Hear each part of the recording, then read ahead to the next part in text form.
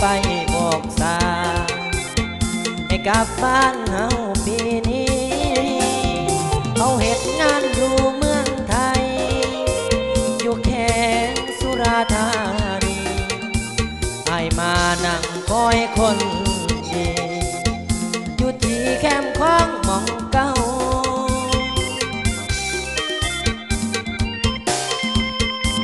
ลม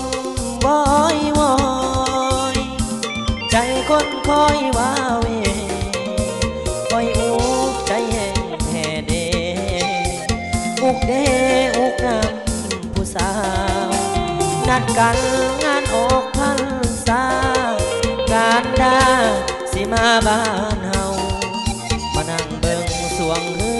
อหม่องเก่าหม่องสองเฮานั่งเบิ่งปีกาย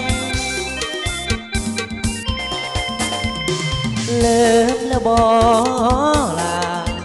สัญญาน้องลืมแล้วบ่ลืมแล้วบ่ลืมแล้วบ่ไปอยู่ไทยได้แฟนคน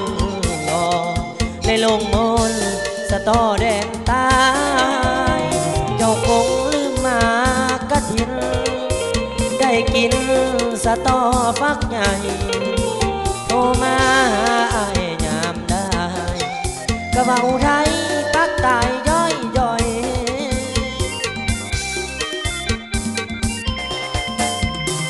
คนเอ่ยคนใจดำคือมือใจนางปิ่นดังฟ้ามือบอกคือคำเบาจากน้อยปากใจนางบ่ตรงกันเปลี่ยนผันวันละหลายลอยโทรมาก็บอกอายให้คอย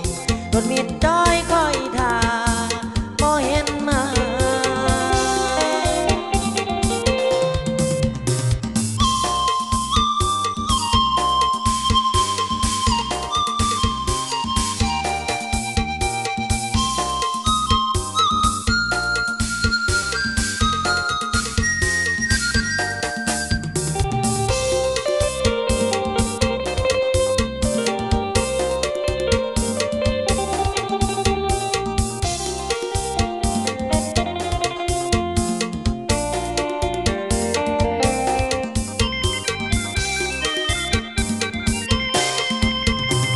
ลืมแล้วบ่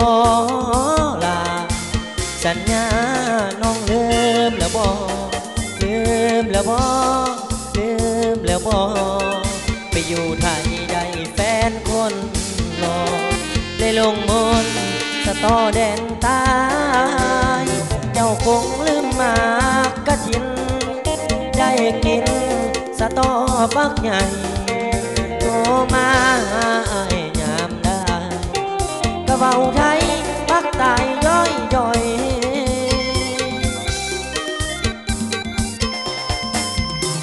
คนเอ่ยคนใจดำคือมือ